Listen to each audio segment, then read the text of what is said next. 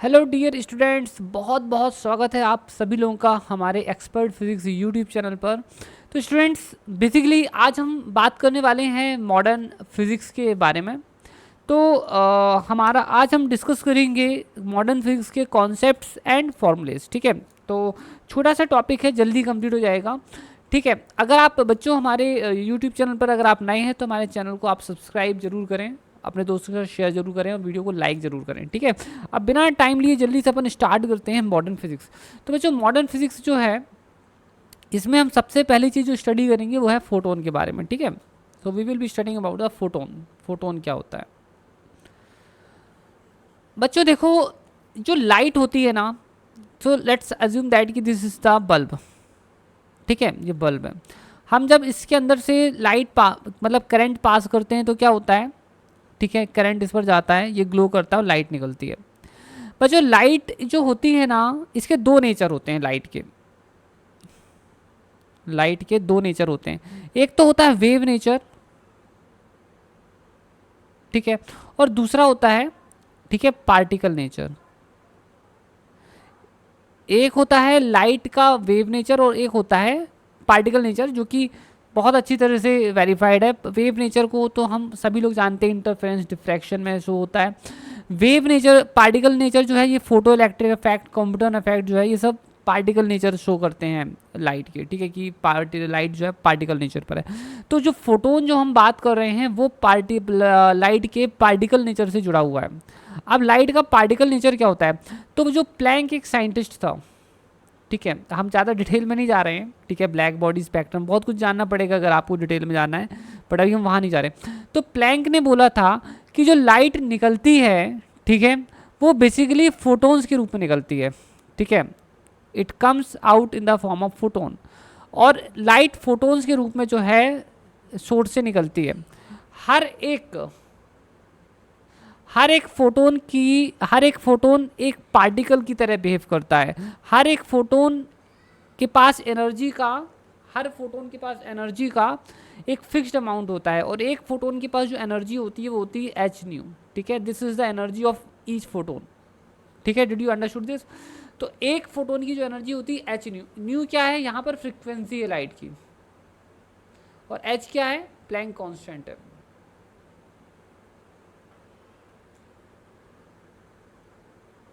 Planck constant, ठीक है, जिसकी एक वैल्यू है, ठीक है, 6.6 इंटू 10⁻⁻, ठीक है, -34 समथिंग होती है। ठीक है,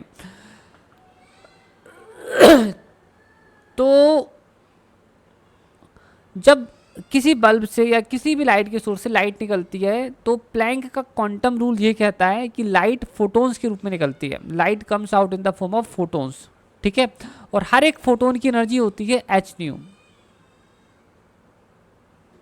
ओके, सो स्टूडेंट्स, आप लोगों को न्यूमेरिकल सॉल्व करने के लिए ये याद रखना है कि एक फोटोन की जो एनर्जी होती है वो एच नहीं होती है। अब मान लीजिए कि बेसिकली यहाँ से एन फोटोन्स गुजर रहे हैं। ठीक है, यहाँ से जो है बल्ब से एन फोटोन्स निकल रहे हैं, एक सेकेंड में एन फोटोन्स निकल रहे हैं। कितने फोटोन्स निकल रहे हैं? यहाँ से एन फोटोन्स निकल रहे हैं एक सेकेंड में। तो एनर्जी कितनी हो गई? एन ई मतलब हो गया एन एच न्यू।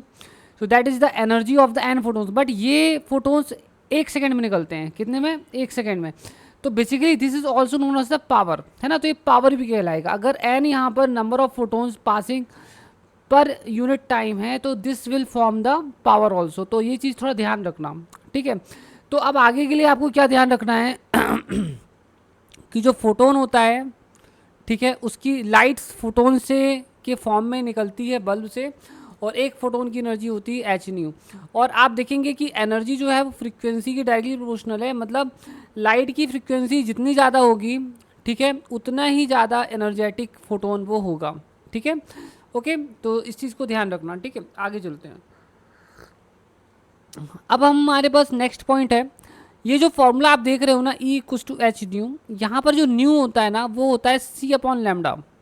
ठीक है, तो ये हो जाता है एच सी अपॉन लैम्डा। तो जो एनर्जी हमारी होती है, आप ऐसे भी इसको लिख सकते हो, you can also right it in the following वे। अब बच्चों, जो एच सी होता है ना, ये कांस्टेंट है, एच भी कांस्टेंट है, सी भी कांस्टेंट है, तो इसकी एक वैल्यू होती है और इसकी वैल्यू होती है 1240 इलेक्ट्रॉन वोल्ट नैनोमीटर्स। ठीक है, इसकी वैल्यू इतनी होती है। ठीक है, तो आप चाहो तो यहाँ पर जो है ये वैल्यू रख भी सकते हो, तो ये हो जाता है 1240, ठीक है, electron volt nanometres upon lambda. H c को आप इतना भी लिख सकते हो 12400 इलेक्ट्रॉन वोल्ट एंगस्ट्रॉम भी लिख सकते हो। ठीक है, दोनों वैल्यूज राइट हैं, ऐसे भी लिख सकते हो, ऐसे भी लिख सकते हो। मैं आपको हमेशा सजेस्ट करता हूँ कि बच्चों को कि ये वैल्यू हमेशा याद रखें, क्योंकि इस वैल्यू को याद रखने से बहुत आसानी से जो है हम न्यूमेरिकल्स कर पाते हैं, क्योंकि अगर आप ये मल्टीप्लिकेशन करेंगे एग्जाम टाइम में तो बहुत टाइम कंज्यूम होता है। ठीक है, ओके, तो आगे चलते हैं बच्चों। ठीक है, और आप लोग डेफिनेटली सोच रहे होंगे कि इस फॉर्मूले को याद रखने का फ़ायदा क्या है। यूजली हमें जो वेवलेंथ होती है वो नैनोमीटर्स में दी जाती है, जैसे फॉर एग्जांपल 100 नैनोमीटर्स दी गई है, तो आप आराम से अगर यहाँ पर 100 नैनोमीटर लिखेंगे तो नैनोमीटर नैनोमीटर कट जाएगा और आपका आंसर इलेक्ट्रॉन वोल्ट में बहुत आसानी से आ जाएगा। ठीक है, मेरे ख्याल से अब तो क्लियर हो ही गया है। ठीक है, आगे चलते हैं बच्चों। जब जो रेडिएशन होता है, जो हमारा रेडिएशन होता है, ठीक है, इसमें जो हमारे फोटॉन्स होते हैं,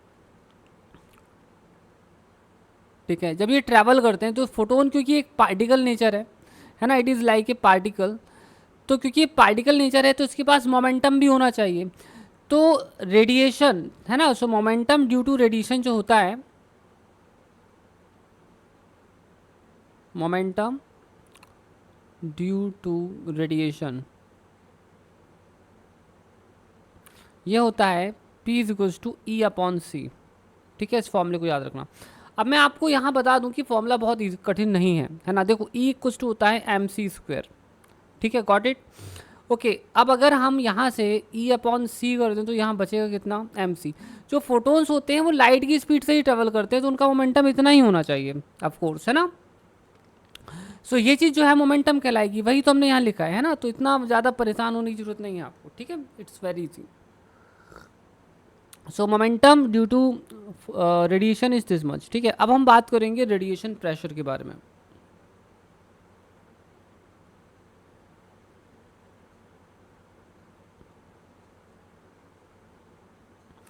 रेडिएशन प्रेशर, अब रेडिएशन प्रेशर क्या होता है, देखिए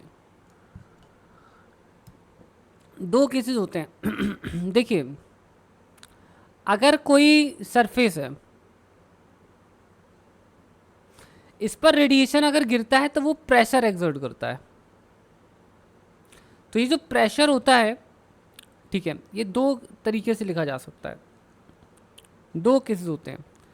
अगर हमारा सरफेस टोटली एब्जॉर्बिंग हो, है ना, टोटली एब्जॉर्बिंग हो, अगर हमारा सरफेस टोटली एब्जॉर्बिंग है तो हमारा जो प्रेशर होता है वो होता है I upon c, where I is the intensity of the light, ठीक है, ऑफ द रेडिएशन। अगर वहीं हमारा सरफेस टोटली रिफ्लेक्टिंग है,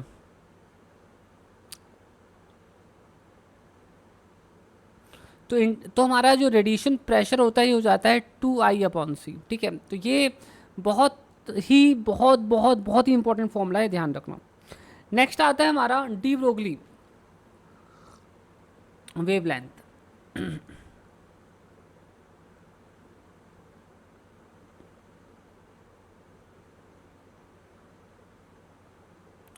डी ब्रोगली ने ये बोला था कि इस दुनिया में कोई भी पार्टिकल हो, नॉट जस्ट लाइट, सिर्फ लाइट की बात नहीं कर रहे हैं, लाइट के पास डुअल नेचर होते हैं। ठीक है, डी ब्रोगली ने बोला था लाइट के पास डुअल नेचर होते हैं, एक तो वेव नेचर, ठीक है, और दूसरा पार्टिकल नेचर। तो डी ब्रोगली ने ये सजेस्ट किया कि लाइट जो है वो ऐसा नहीं कि सिर्फ लाइट के पास ही वेव नेचर और पार्टिकल नेचर है, इनफैक्ट इस दुनिया में हर एक पार्टिकल के डुअल नेचर होते हैं, मतलब हर एक पार्टिकल जो होता है वेव की तरह भी बिहेव करता है और पार्टिकल की तरफ भी बिहेव करता है ना। ठीक है, तो डी ब्रोगली ने बोला कि कोई भी मैटर पार्टिकल हो वो लाइट के फॉर्म में, मतलब वो वेव के फॉर्म में ट्रेवल करता है, like this, it travels in the form of waves like this. ठीक है, अब इसने बोला डी ब्रोगली ने कि वेवलेंथ जो होती है वो होती है एच अपॉन पी। अगर किसी पार्टिकल का मोमेंटम पी एम वी है तो उसकी जो डी ब्रोगली वेवलेंथ होती है वो इतनी होती है, ठीक है, और ये आपको याद रखना है। मैं यहाँ पर आप लोगों को बता दूँ कि जो हैवी ऑब्जेक्ट्स होते हैं उनके लिए लैम्डा की वैल्यू बहुत ज़्यादा छोटी होती है ना, it is very close to zero, इसलिए हम उनकी वेवलेंथ जो है महसूस नहीं कर पाते हैं। वहीं पर अगर हम लाइटर पार्टिकल्स की बात करें जैसे इलेक्ट्रॉन्स वगैरह की, तो उनकी वेवलेंथ जो होती है वो ज़ीरो से बड़ी होती है ना, मतलब काफ़ी बड़ी होती है, उसको ये नहीं बोलेंगे कि दैट इज़ ज़ीरो या नेग्लिजिबल नहीं होती है। तो इलेक्ट्रॉन्स के केस में हम आराम से जो है इंटरफेरेंस, डिफ्रैक्शन ऐसे एक्सपेरिमेंट शो कर सकते हैं। तो कुल मिलाकर कहने के मतलब ये है कि मैक्रो पार्टिकल्स या क्लासिकल पार्टिकल्स को हम बड़े पार्टिकल्स कहते हैं, तो इनकी जो वेवलेंथ होती है वो नेग्लिजिबल होती है, तो ये इनका जो वेव नेचर तो होता है बट हम उसे महसूस नहीं कर पाते। वहीं जो छोटे पार्टिकल्स हैं इलेक्ट्रॉन प्रोटॉन्स, उनका वेव नेचर हम आसानी से एक्सपेरिमेंट्स के थ्रू डिमॉन्स्ट्रेट कर सकते हैं, क्योंकि उनका वेवलेंथ ज़ीरो के बराबर नहीं होती है, ज़ीरो से ज़्यादा होती है, नेग्लिजिबल नहीं होती है, ज़्यादा होती है, ठीक है। ओके, अब हम आगे चलते हैं। अब स्टूडेंट देखो,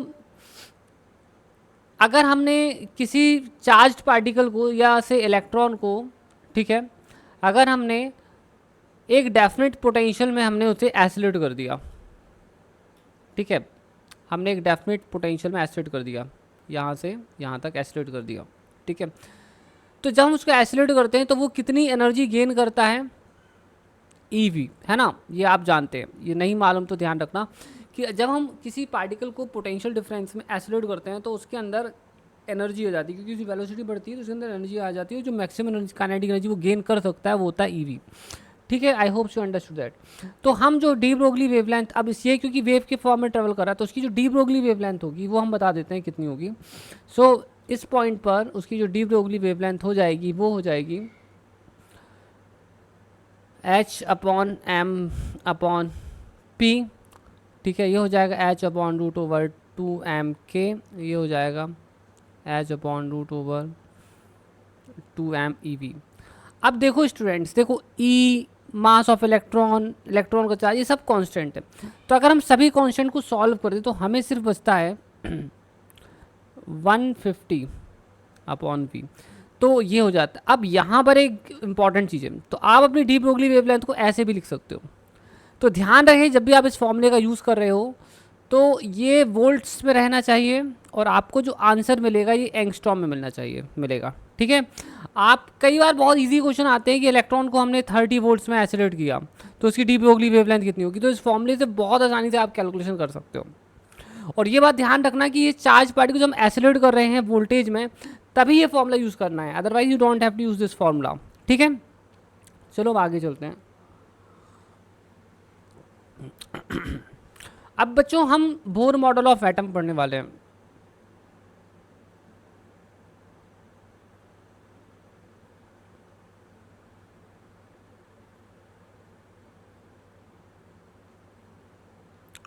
okay, so Bohr model of atom is very very very important, ठीक है। तो चलो इस पर हम कुछ चीज़ें जानेंगे। तो जो बोर है उसने हमें ये बताया कि एटम कैसा होता है, उसका स्ट्रक्चर क्या है, what is the structure of atom. तो उन्होंने बताया कि सेंटर पर न्यूक्लियस होता है, ठीक है, और न्यूक्लियस के अंदर होते हैं प्रोटॉन्स और न्यूट्रॉन्स, ठीक है। फिर उन्होंने बताया कि जो इलेक्ट्रॉन्स होते हैं वो न्यूक्लियस में नहीं होते हैं, इलेक्ट्रॉन्स जो होते हैं ना वो न्यूक्लियस के बाहर सर्कुलर ऑर्बिट्स में क्या करते हैं चक्कर लगाते रहते हैं इस तरह से, लाइक दिस, ठीक है। तो उन्होंने बताया कि सेंटर पर जो है न्यूक्लियस है, न्यूक्लियस में प्रोटॉन्स न्यूट्रॉन्स होते हैं, बाहर के ऑर्बिट्स में इलेक्ट्रॉन होते हैं, इलेक्ट्रॉन सर्कुलर ऑर्बिट्स में घूमते हैं। तो इनका जो मेन पॉइंट था वो ये था कि जब कोई इलेक्ट्रॉन, ठीक है, हायर ऑर्बिट से लोअर ऑर्बिट में आता है तो इन ऑर्बिट्स को कहते हैं n=1 n=2 इस टाइप से, k l, ठीक है, सॉरी, सो इट्स के it's L, it's like this, ठीक है। तो जब कोई हायर से लोअर ऑर्बिट में आता है से, ठीक है, सो से n2 इज फ्रॉम से n1 पर आता है, ठीक है। तो जो एनर्जी रिलीज़ होती है ना, सो जो एनर्जी रिलीज़ होती है वो बेसिकली इनके एनर्जी डिफरेंस के बराबर होती है। तो एनर्जी डिफरेंस हो गया En2 माइनस En1, राइट।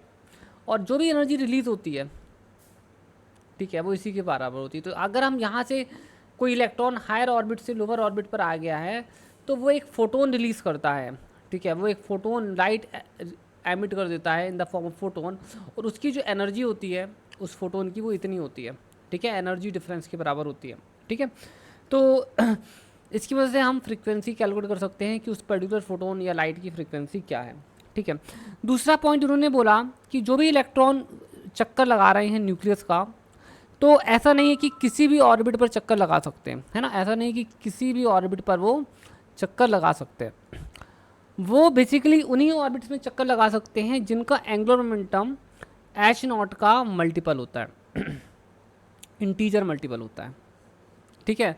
सिर्फ उन्हीं ऑर्बिट्स में ये घूम सकते हैं, हर किसी ऑर्बिट में ये नहीं घूम सकते हैं, ठीक है।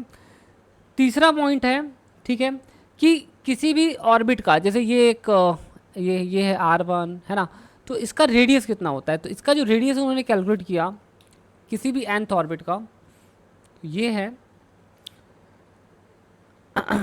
n स्क्वायर a नॉट, ठीक है। मैं ज़्यादा डिटेल्स में नहीं जा रहा हूँ ना, मैं क्वांटम मैकेनिक्स के अंदर जा रहा हूँ, सब क्वांटम मैकेनिक्स से भी डिराइव किया जा सकता है, ठीक है। तो आप देखेंगे कि जो फर्स्ट ऑर्बिट का रेडियस है वो है a नॉट, और a नॉट होता है फर्स्ट बोर रेडियस, एक कांस्टेंट होता है, इसकी वैल्यू होती है 0.529 एंगस्ट्रॉम, ठीक है। बेसिकली आप लोग इंटरेस्टेड होंगे कि इसका फॉर्मूला क्या है। इसका फॉर्मूला बहुत इंपॉर्टेंट नहीं है, ना ही आपको याद रखने की जरूरत है, बट मैं लिख देता हूँ epsilon naught h square upon pi m e square. आप चाहें तो याद रखें, ना रहे चाहें तो ना याद रखें, कोई ऐसा इंपॉर्टेंट नहीं है। आपको इंपॉर्टेंट है तो ये याद रखना इंपॉर्टेंट है, इसका कांस्टेंट का वैल्यू कितना है ये इंपॉर्टेंट है। नेक्स्ट हम बात करेंगे velocity in nth orbit, v n. तो वेलोसिटी इन nth ऑर्बिट होता है v1 अपॉन एन, है ना, इसकी वैल्यू होती है v1 अपॉन एन, ठीक है।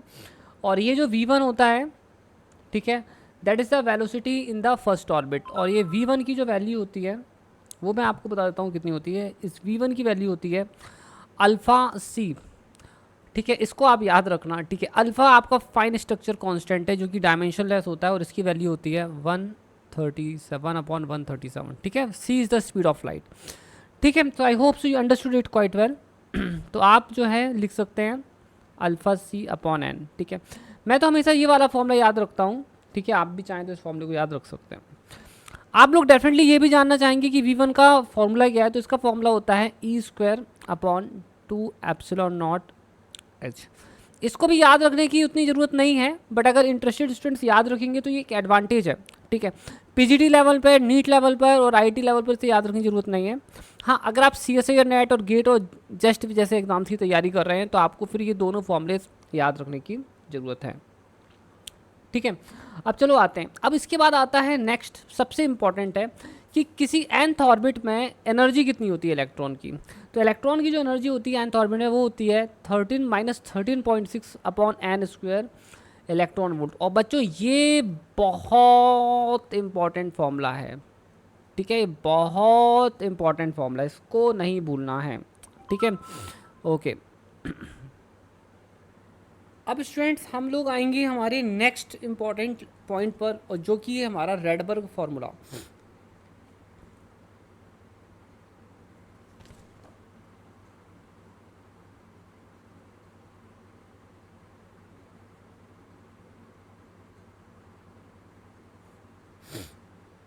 Just 1 second.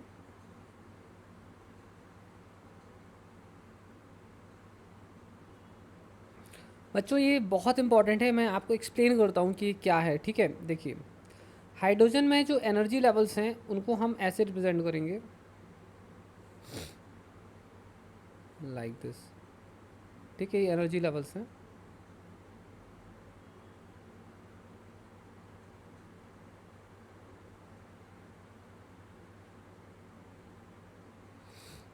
ठीक है, अब देखो क्या होता है स्टूडेंट्स कि बेसिकली ऐसा हो सकता है कि किसी भी, चलो इसको पहले बता दें कि E1 है, ये E2 है, ये E3 है, ये E4 है। किसी भी हायर ऑर्बिट से, है ना, N1, ये एनर्जी लेवल्स लिखी थी, N1 N2 N3 N4, किसी भी हायर ऑर्बिट से ठीक है, अगर ग्राउंड मतलब n=1 पर अगर इलेक्ट्रॉन गिरता है, ठीक है, तो वो बेसिकली फोटोन एमिट करेगा, है ना, that is going to emit the photon. तो ये जो फोटोन एमिट करेगा तो हमें स्क्रीन पर लाइंस देखने के लिए मिलेंगी, स्पेक्ट्रल लाइंस मिलेंगी स्क्रीन पर देखने के लिए ऐसे। तो जब कोई भी इलेक्ट्रॉन हायर ऑर्बिट से लोअर ऑर्बिट पर आता है, कोई भी इलेक्ट्रॉन जब हायर ऑर्बिट से मतलब n=2 या n=, ठीक है, वेट फॉर ए वाइल, ठीक है, n=1, n=2, n=3, n=4, तो किसी भी हायर ऑर्बिट से जब इलेक्ट्रॉन लोअर ऑर्बिट में आता है, ग्राउंड लेवल पर आता है, सो किसी भी हायर ऑर्बिट से 2, 3, 4, किसी भी हायर ऑर्बिट से, so let's call it as n2, किसी भी हायर ऑर्बिट से जब इलेक्ट्रॉन ग्राउंड लेवल पर आता है तो हमें यहाँ पर स्पेक्ट्रल लाइंस देखने मिलती हैं। इन स्पेक्ट्रल लाइंस को लेमन सीरीज कहते हैं, ठीक है, इन्हें हम कहते हैं लेमन सीरीज। इसी तरह से ये पॉसिबल है कि जैसे ये थी आपकी लेमन सीरीज जो मैंने अभी आपको बताई कि किसी भी हायर ऑर्बिट से, किसी भी हायर ऑर्बिट से इलेक्ट्रॉन हमारा ग्राउंड लेवल पर आ सकता है, तो हमें लेमन सीरीज मिलती है। इसी तरह से किसी भी हायर ऑर्बिट से जब हमारा इलेक्ट्रॉन n=2 पर आता है, ठीक है, तो हमें क्या मिलता है, तो हमें बाल्मर सीरीज मिलती है। किसी भी हायर ऑर्बिट से जब इलेक्ट्रॉन, ठीक है, n=3 पर आता है तो हमें मिलती है पासन सीरीज। इस तरह से अलग अलग सीरीज़ के नाम है, ठीक है। तो बेसिकली इनकी जो वेवलेंथ होती है उसे कैसे निकालते हैं, तो इनकी जो वेवलेंथ है उसको निकालने का एक बड़ा ही सिंपल सा फॉर्मूला, और वो फॉर्मूला है 1/λ r z², ठीक है, 1/n1² माइनस 1/n2²। अब देखो मैं आपको समझाता हूँ। Z हाइड्रोजन, आप ये फॉर्मूला जो है हाइड्रोजन या हाइड्रोजन लाइक एटम्स में यूज़ कर सकते हो। हाइड्रोजन लाइक एटम्स वो होते हैं जिनके आउटर ऑर्बिट में सिर्फ एक ही इलेक्ट्रॉन हो, जैसे लिथियम, ठीक है, हाइड्रोजन, हीलियम प्लस, ठीक है, लाइक दिस। तो इसकी वजह से आप फॉर्मूला निकाल सकते हो। ये आपका R जो है ना वो रेडबर्ग कांस्टेंट है, और रेडबर्ग कांस्टेंट जो होता है ना वो रिड्यूस्ड मास के डायरेक्टली प्रोपोर्शनल होता है ना, रिड्यूस्ड मास के डायरेक्टली प्रोपोर्शनल होता है, reduced mass of electron and nucleus, ठीक है। तो इस चीज़ को थोड़ा सा ध्यान रखना है बच्चों, ठीक है। तो ये बहुत इंपॉर्टेंट फॉर्मूला है, ठीक है, इस चीज़ का ध्यान रखें, ठीक है। ये बहुत ज़्यादा हम यूज़ करेंगे लेटर ऑन। हाइड्रोजन एटम के लिए कर रहे हो तो Z को सिंपली 1 कर देना, ठीक है, ओके। सो यहाँ पर कई बच्चे मुझे बोलते हैं कि R की कोई कांस्टेंट वैल्यू बता दो, बट सच ये है कि एक्चुअली में R की वैल्यू हर एक एटम के लिए बदल जाती है, क्योंकि R की वैल्यू जो है न्यूक्लियर मास पे डिपेंड करती है। तो हमें अलग अलग एटम्स के लिए अलग अलग होती है, बट अगर आप हाइड्रोजन एटम के लिए कर रहे हैं तो इसकी वैल्यू समथिंग 10⁻⁻7 ली जा सकती है, सॉरी +7 ली जा सकती है फॉर हाइड्रोजन एटम, है ना। बट मैं आपको ये बोलूँगा कि हमेशा क्वेश्चन को रीड करें कि कहीं वहाँ पर R की वैल्यू दी है या निकाली जा सकती है, तो उसको यूज़ करें, ठीक है, ओके। चलो अब मैं थोड़ा सा आगे चलूँगा, ठीक है। तो यहाँ पर अब मैं आपको कुछ चीज़ें बता देता हूँ। तो हम सबसे पहले लेमन सीरीज़ की बात करेंगे। लेमन सीरीज़ के लिए n की वैल्यू n1 1 होता है और n2 की वैल्यू 2, 3, 4 ऐसे होती है। फिर इसके बाद आता है बाल्मर सीरीज़। ये आपको ध्यान रखना बहुत ज़रूरी है। इसके लिए n2 की वैल्यू, n1 की वैल्यू 1 होती है, सॉरी 2 होती है, और हमारा जो n2 है ये होता है 3, 4, 5 लाइक दिस। फिर हमारे पास आता है पाशन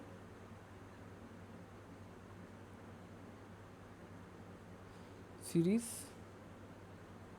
n की वैल्यू होती है 3, n2 की वैल्यू होती है 4, 5, 6 लाइक दिस। फिर इसके बाद आता है ब्रैकेट, इसके लिए n की वैल्यू होती है 4, ठीक है, और ये आगे बढ़ता जाता है। फिर देन पी फंड, ठीक है, ठीक है। सो आपको ब्रैकेट तक आप याद रखो, कोई प्रॉब्लम नहीं है, इतने में काम हो जाएगा, ठीक है। अब मैं आपको हाइड्रोजन लाइक एटम्स के बारे में बता दूं। हाइड्रोजन लाइक एटम्स, तो हाइड्रोजन लाइक एटम्स के एग्जांपल हैं जैसे लिथियम, ठीक है, जैसे helium plus, so these are the very good examples, ठीक है, ऑफ हाइड्रोजन लाइक एटम, क्योंकि इनमें आउटर मोस्ट में एक ही इलेक्ट्रॉन होते हैं, ठीक है। ठीक है, इसका एटॉमिक नंबर क्या होता है, 3 होता है, तो 2s2 एंड 2s1, तो देखेंगे आउटर मोस्ट में एक ही आ गया, यहाँ पर होता है 2s, बेसिकली इसमें प्लस है तो यहाँ पर एक ही इलेक्ट्रॉन आता है, तो ये these are hydrogen like atoms. तो हाइड्रोजन लाइक एटम्स में अगर आपको nth ऑर्बिट का रेडियस पता करना है तो ये है, होता है n² a0 upon z, v n की वैल्यू होती है z v1 अपॉन n, ठीक है, और एनर्जी होती है, इसमें बच्चों z² आता है, इसका ध्यान रखना, ठीक है, E1 अपॉन n², ठीक है। तो ये फॉर्मूले से जहाँ की E1 जो है हमारा -13.6 इलेक्ट्रॉन वोल्ट्स होता है, तो ये चीज़ें आपको ध्यान रखनी है, ठीक है। अब स्टूडेंट्स मैं आपको एक्सरेज के बारे में बताने वाला हूँ कुछ, ठीक है, एक्सरेज और वेरी इंपॉर्टेंट।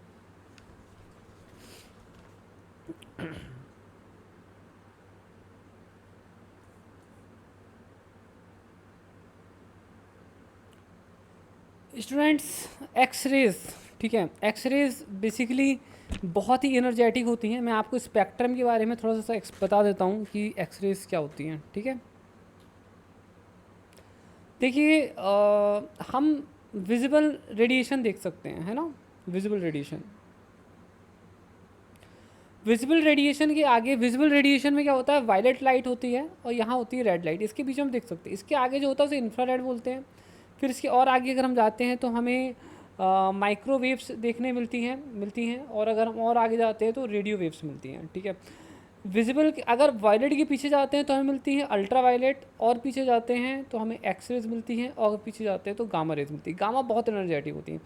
गामा रेज हमें तब मिलती हैं जब न्यूक्लियर रिएक्शंस वगैरह में, है ना, न्यूक्लियर लेवल में मिलती हैं, और ये बहुत ज़्यादा एनर्जेटिक होती है और ये हमारी बॉडी के लिए बहुत ख़तरनाक होती हैं। एक्सरेज हमें तब मिलती हैं जब बेसिकली ये एनर्जेटिक होती हैं बट गामा रेज से कम एनर्जेटिक होती हैं। एक्सरेज तब मिलती हैं, ये इनके दो केसेस होते हैं, ठीक है।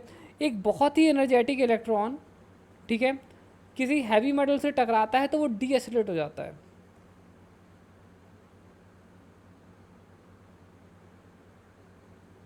तो उसकी जो भी एनर्जी होती है, ठीक है, देखो यहाँ तक उसकी एनर्जी के थी, काइनेटिक एनर्जी, अचानक से उसकी काइनेटिक एनर्जी क्या हो गई, 0 हो गई। तो जो एनर्जी होती है वो क्या होती है, फोटोन के रूप में निकल जाती है ना। तो इसके पास जो भी एनर्जी होती है वो फोटोन के रूप में निकल जाती है। दूसरा होता है, तो इससे हमें मिलता है, ठीक है, by this way we actually get continuous X-ray, ठीक है। और एक और तरीका होता है जिसमें क्या होता है कि बेसिकली हम क्या करते हैं, जब हम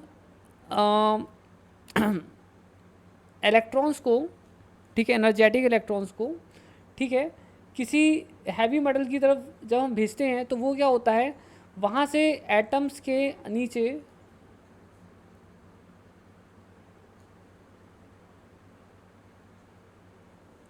ओके स्टूडेंट्स, दूसरे मैटर में क्या होता है, दूसरे केस में क्या होता है जिसमें कैरेक्टरिस्टिक एक्सरे मिलती है, इसमें बेसिकली ये जो इलेक्ट्रॉन होता है किसी हैवी मेटल से जब टकराता है तो वो क्या करता है, इसके अंदर जो हैवी मेटल्स होते हैं ना, जो हैवी एटम्स होते हैं, तो उसकी वो अंदर ना एक इलेक्ट्रॉन को हटाकर एक वैकेंसी क्रिएट कर देता है, और जब कोई दूसरा इलेक्ट्रॉन जब इसकी जगह पर आता है तो हमें एक्सरे मिलता है, ठीक है। तो in that case we get X-rays, ठीक है। तो दो तरीक़ों से एक्सरेज हमें मिल सकता है, एक तो कंटिन्यूस एक्सरे होता है और एक होता है कैरेक्टरिस्टिक एक्सरे, कैरेक्टरिस्टिक एक्सरे। अब बेसिकली मैं थोड़ा सा डिटेल में दोनों समझा देता हूँ आपको, मैं तो अभी तो यहाँ बस ऐसे ही इंट्रो में बता दिया था। सो कैलकुलेशन, तो हम आएंगे सबसे पहले कंटिन्यूस एक्सरे की तरफ।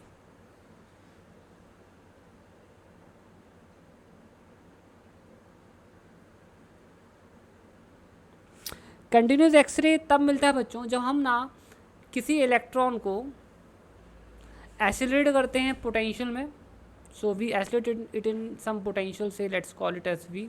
तो हम किसी पोटेंशियल पर हम इलेक्ट्रॉन को एसिलेट कर देते हैं तो वो कितनी एनर्जी गेन करता है, ईवी एनर्जी गेन कर लेता है जब वो एसिलेट हो जाता है। और जब वो टकराता है किसी एंड पर तो वो डी एसिलेट हो जाता है, तो इसकी जो भी एनर्जी होती है वो फोटोन के रूप में कन्वर्ट हो जाती है, it converts into the photon. और इसी से हमें जो है, ठीक है, वेवलेंथ मिलती है फोटोन की, मतलब एक्सरेज की हमें वेवलेंथ मिलती है। अब देखो, अब समझ में आ गया आपको, इस तरह से हमें कंटिन्यूस एक्सरेज मिलती हैं। अब हम बात कर लेते हैं दूसरा कैरेक्टरिस्टिक एक्सरे की। इसके पहले कि मैं और आगे बढ़ूँ, मैं बता दूं कि इससे हम ड्यून हंट्स लॉ भी कहते हैं, ड्यून हंट्स लॉ, ठीक है, ओके। और एच सी की वैल्यू तो मैं आपको बता ही चुका हूँ, 1240 इलेक्ट्रॉन वोल्ट नैनोमीटर्स होता है, ठीक है। अब स्टूडेंट्स हम नेक्स्ट आ जाते हैं कैरेक्टरिस्टिक एक्सरेज की तरफ।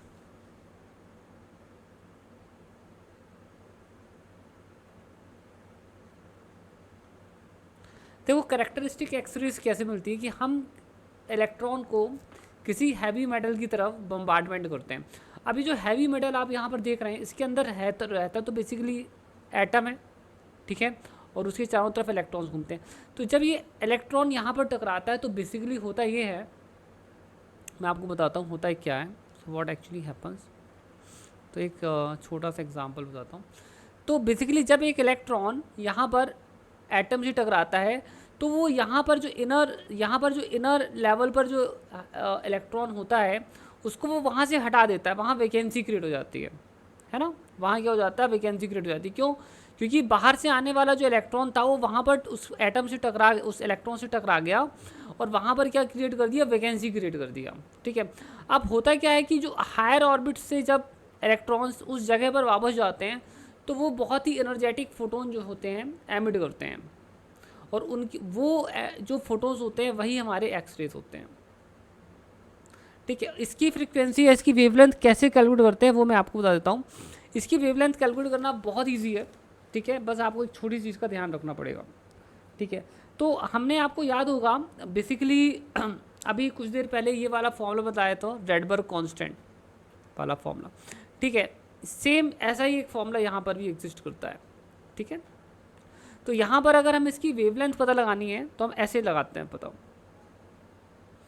1/λ R Rydberg constant z minus, ठीक है।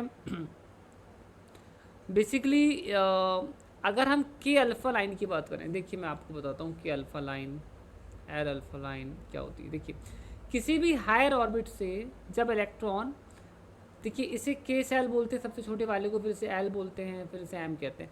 तो किसी भी हायर लेवल से जब इलेक्ट्रॉन के लेवल मतलब ग्राउंड लेवल पर आता है ना, तो वो फोटोन एमिट करता है। वो क्या एमिट करता है, फोटोन एमिट कर देता है, ठीक है, इट एमिट्स द फोटोन। तो हमें यहाँ पर जो सीरीज मिलती है हम उसे के सीरीज कहते हैं। तो ये वाला जो आप पहला वाला जो देख रहे हो ना, जिसमें n=2 से n=1 पर ट्रांजिशन हुआ है, इस पर्टिकुलर ट्रांजिशन के कारण हमें जो लाइन मिलती है उसे हम एक्चुअली में के अल्फा लाइन कहते हैं। दूसरे वाले के कारण जो मिलती है उसे हम के बीटा लाइन कहते हैं। तीसरे वाले के कारण जो मिलती है उसे के गामा लाइन कहते हैं, ठीक है। इसी तरह से ट्रांजिशन यहाँ भी हो सकता है। तो यहाँ जो होता है इसमें एल अल्फ़ा कहलाती है ये, फिर ये दूसरी वाली एल बीटा कहलाती है, इस तरह से। तो मैं यहाँ पर के अल्फ़ा लाइन के लिए मैं आपको बता रहा हूँ क्योंकि यहाँ पर क्या है, स्क्रीनिंग अलग अलग कॉन्स्टेंट्स अलग अलग होते हैं। तो जो सबसे ज़्यादा यूज़ होता है, पूछा जाता है, वो होता है के अल्फ़ा लाइन का। तो के अल्फ़ा लाइन की वेवलेंथ पता करनी है तो इसका फॉर्मूला बहुत ईजी है, 1/λ होता है आर जेड माइनस 1, ठीक है, z माइनस 1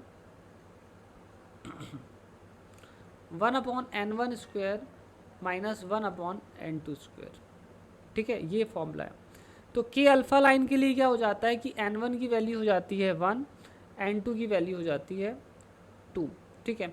इसमें कई बार बच्चे मुझसे पूछते हैं कि 1 आया तो आया क्यों। तो बच्चों मैं साफ बता दूं कि 1 इसीलिए आया है क्योंकि इफेक्टिव न्यूक्लियर चार्ज जो है वो थोड़ा सा बदल जाता है, ठीक है, क्योंकि स्क्रीनिंग हो रही है ना, इलेक्ट्रॉन स्क्रीन कर रहा है, ठीक है। तो इफेक्टिव न्यूक्लियर चार्ज की वैल्यू थोड़ी सी कम हो जाती है, दैट्स द मेन रीज़न। ज़्यादा डिटेल में जाने की जरूरत नहीं है।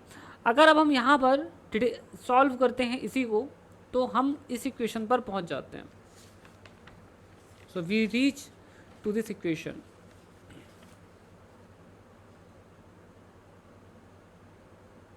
इसी को अगर आप सॉल्व करेंगे तो you will reach to this equation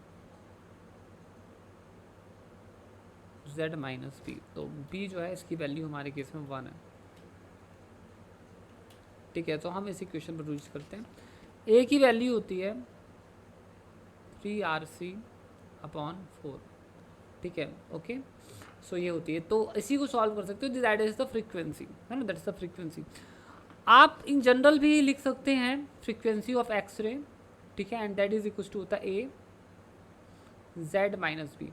but अब इस केस में b की वैल्यू और a की वैल्यू क्या होगी, they can be quite different. ठीक है, they will be quite different in this case for any other line.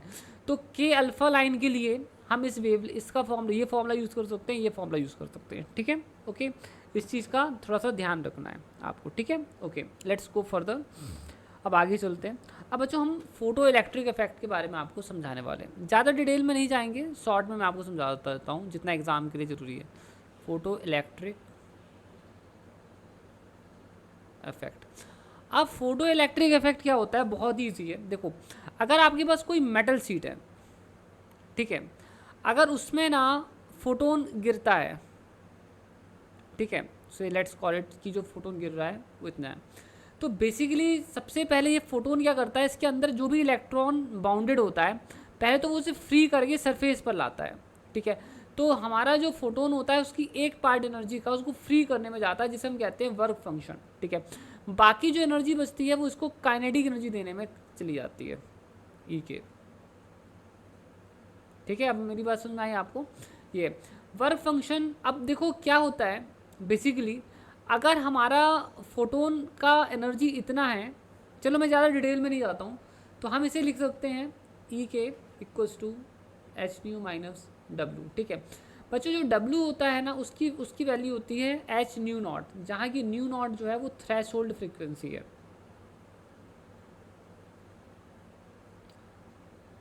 Threshold frequency, तो आप इस फॉर्मूले को इतना भी लिख सकते हैं।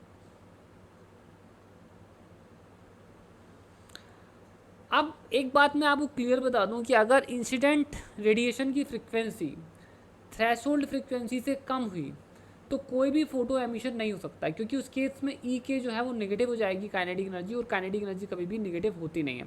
ठीक है, तो फोटो इलेक्ट्रिक एमिशन सिर्फ तभी होता है जब इंसिडेंट फ्रीक्वेंसी बराबर हो या बड़ी हो थ्रेशोल्ड फ्रीक्वेंसी से। ठीक है, थ्रेशोल्ड फ्रीक्वेंसी वो फ्रीक्वेंसी है, ठीक है, अगर इंसिडेंट रेडिएशन इस फ्रीक्वेंसी से ज़्यादा होगा या इसके बराबर होगा तभी फोटो इलेक्ट्रिक इफेक्ट देखा जा सकता है। ठीक है, ओके। सो ये है आपका फाइनल फॉर्मूला। कई बार एग्जाम में पूछा जाता है कि ई के कौन सी काइनेटिक एनर्जी है, मिनिमम या मैक्सिमम। तो हमें फोटो इलेक्ट्रिक इफेक्ट से जो भी काइनेटिक एनर्जी मिलती है इलेक्ट्रॉन की, वो मैक्सिमम काइनेटिक एनर्जी होती है। ठीक है, और मिनिमम काइनेटिक एनर्जी अगर आपसे पूछता है कि मिनिमम काइनेटिक एनर्जी कितनी है, तो मिनिमम काइनेटिक एनर्जी 0 होती है। मतलब उस केस में इलेक्ट्रॉन सिर्फ फ्री होता है। ठीक है, और ये तब होता है जब हमारा इंसिडेंट फोटोन की फ्रीक्वेंसी और थ्रेशोल्ड फ्रीक्वेंसी बराबर हो जाते हैं। So that gives the minimum, ठीक है, kinetic energy of the electron. तो ठीक है, आई होप स्टूडेंट्स ये भी क्लियर हो गया होगा। एक और बहुत इंपॉर्टेंट थ्योरम है जो मैं आपको यहाँ पर बता देता हूँ, वायरल थ्योरम। ये हाइड्रोजन एटम, ग्रेविटेशनल फील्ड, बहुत सारी जगहों पर यूज़ होती है। तो ये थ्योरम ये कहती है 2 times the average of the kinetic energy equals to होता है n times the average of the potential energy. अब n क्या है, पोटेंशियल एनर्जी r की किस पावर की प्रोपोर्शनल है। इसको मैं एक एग्जांपल से इलिस्ट्रेट करता हूँ। जैसे कि हमारे पास कूलम्बियन फोर्स है ना, तो कूलम फोर्स में क्या होता है, ठीक है, कूलम्स पोटेंशियल में क्या होता है कि जो पोटेंशियल एनर्जी होती है वो होती है 1/4 पाई एप्सिलॉन, ठीक है, Q1 Q2 upon R। So it is proportional to R की पावर -1। तो इसके इसमें n की वैल्यू कितनी हो गई, -1 हो गई। तो ये जो फॉर्मूला हो जाता है कितना हो जाता है, इतना हो जाता है। ठीक है, so this is the formula here this is the formula. I hope that is clear to you. बहुत ज़्यादा यूज़ होता है। अगर मैं SHM की बात करूँ तो वहाँ पर जो है हमारा पोटेंशियल x² के प्रोपोर्शनल होता है, तो वहाँ पर हो जाता है, तो वहाँ पर एवरेज काइनेटिक एनर्जी जो होती है SHM में इसके बराबर होती है। इस टाइप के सिंपल सिंपल क्वेश्चंस एग्जाम में पूछे जाते हैं, तो आप इस चीज़ का थोड़ा ध्यान रखना, ठीक है। तो स्टूडेंट्स इसी के साथ हमारा ये जो मॉडर्न फिजिक्स वाला जो चैप्टर है यहीं ख़त्म हो जाता है। आई होप कि मैंने आपको काफ़ी चीज़ें बताई हैं। अगर आपने इस वीडियो को यहाँ तक देख लिया है तो स्टूडेंट्स पसंद डेफिनेटली आया होगा आपको। तो हमारे चैनल को बच्चों को सपोर्ट करने के लिए प्लीज़ सब्सक्राइब करें, अपने दोस्तों के साथ हमारे वीडियोस को शेयर करें और हमारे इस वीडियो को लाइक भी ज़रूर करें। थैंक यू सो मच बच्चों, टेक केयर, बाय।